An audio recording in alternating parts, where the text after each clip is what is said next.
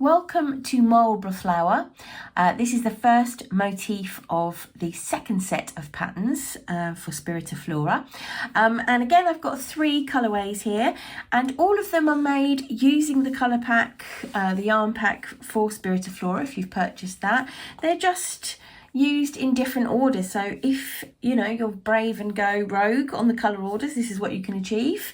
I am not brave. I always stick with the pattern, and so this is the original colourway. That's the one that I'm going to be working through with the pattern for you, so we'll make a start.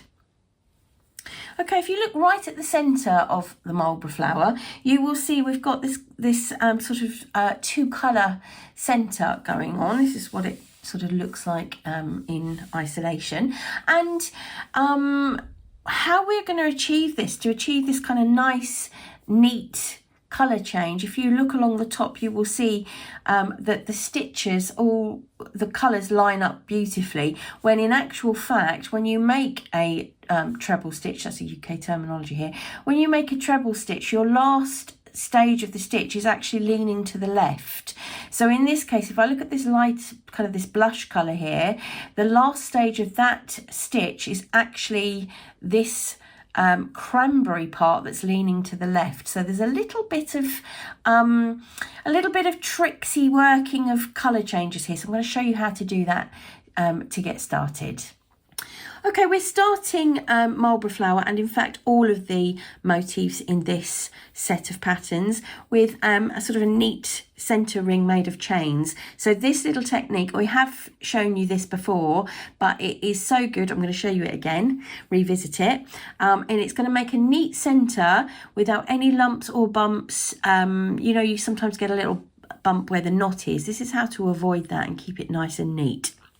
So start as usual with a slip knot, and I'm putting that onto my 4mm hook. Just pay attention to hook changes, not just in this motif, but all the way through. There are quite a few, so just maybe highlight them on your pattern.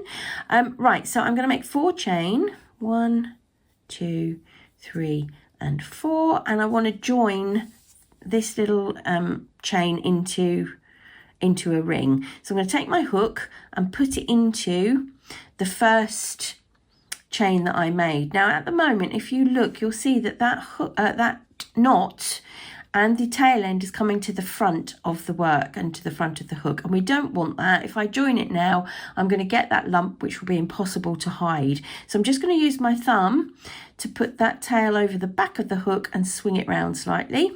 So now you can see all I've got on my hook are 2 very clean, neat loops. So I'm going to pick up my yarn and go through both, and that there is the slip knot made. So now the knot and the tail end are to the back of the work, and they are now really easy to hide and to work with, and you will feel that that is all tightened up and ready to go. Now things are slightly different with this because I showed you that sort of 2-tone thing that we're going to be working on, but once you start working into that ring, you're going to see how neat that centre is. So I'll remind you as we work through this foundation round, which is a little bit different to others that you will work. So let's go. Right, so I'm going to make 3 chain, and that is going to count as my first treble. However, if you look at the pattern, that's 1, that's 2, it actually says we're going to change to blush on the final step, right? So I've done 2 chain, my 3 chain count as the first treble, so I need to make that 3rd chain. So the final step is the 3rd chain, and I am changing now to cranberry. Now you're going to have a lot of ends to start with. It's going to feel a little bit tricky and a little bit loose, but stick with it because it's absolutely worth it. So I've just tightened those 2 up. So the blush makes the 3rd chain, okay, and that means I have now got what counts as a treble, UK terminology, and I'm ready now to make trebles proper, so real trebles going into the center of this neat ring that we've made. So I've got the blush and the yarn is around the hook, and I'm going to put my hook through the center of the neat ring and just make a normal treble all the way through, no changes or anything. I've made a full treble in blush. And what you might just be able to see is if I hold it like that, you might just be able to see that because we changed the colour on the last step of the chains that we made to start, you can see that it is all sitting nicely in line and it looks like a complete stitch in blush. Let's carry on. I'll do the second one. So yarn around the hook, gone in the right place there, let's try that again. Yarn around the hook through the centre of the ring, yarn over and through 2, and now normally I'd yarn over and through 2 again, wouldn't I? But I'm not going to do that with blush. I'm going to let that go to the right and pick up, is it Marlborough? Cranberry, cranberry again, and finish that stitch with cranberry.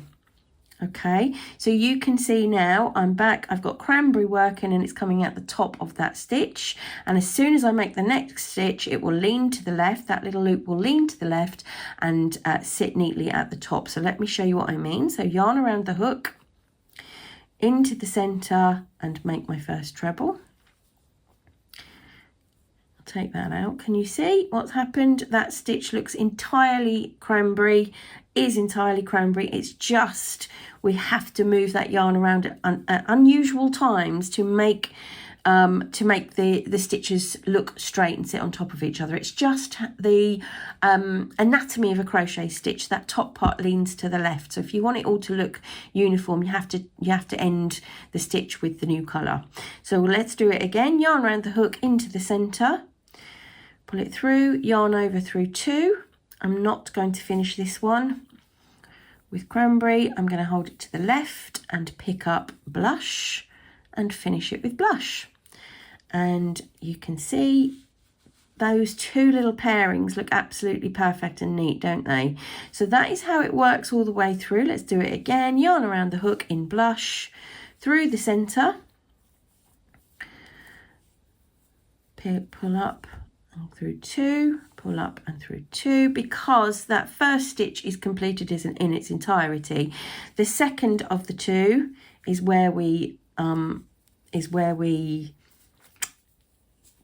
let go of our yarn, take it to the right, pick up the other yarn and finish the stitch with it. All right, so that is what finishing the last stage of the stitch with a new colour looks like. I'm going to start crocheting over the end of the tail end of the ring as well now. So it's all quite complicated, but it's not actually. If you just take it step by step, it's totally fine. So I've put one complete treble in there. I've crocheted that end to the right. So let's do an incomplete one again. Yarn over through the centre, 3 loops on the hook, yarn over through 2, drop cranberry to the right, pick up blush and finish the stitch. Okay, yarn round into the centre, complete my first treble, totally fine. The second one, yarn over through the centre, yarn over through 2 and finish that stitch by holding that yarn to the right and picking up cranberry.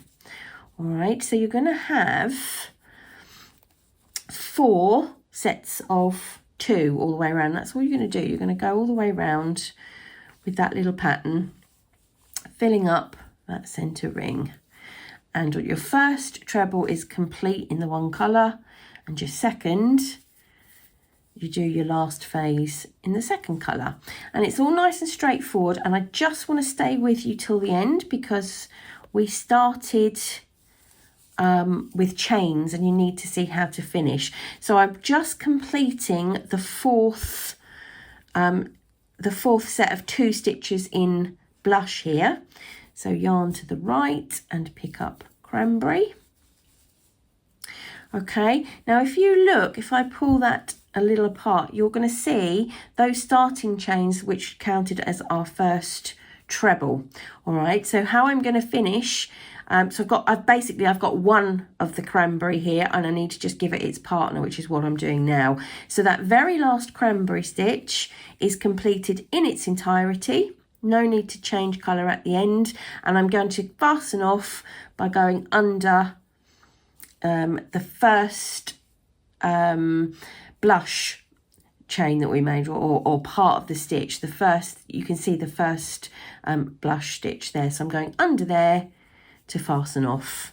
All right, and I'm just going to cut all those ends. It is fiddly, I won't lie, but there you've got some, you know, have a practice. Don't worry if you just make a few of these centres until you're confident with them. Because it will become second nature. It is literally make that first stitch complete and in its entirety, and on the second one you change on the last step of the stitch, and provided you follow that little rule, this is what you're going to end up with. It's really pretty, isn't it? It's a great way to start a really interesting block. Hopefully that's helpful. I'm going to go and sew the ends in so we can move on.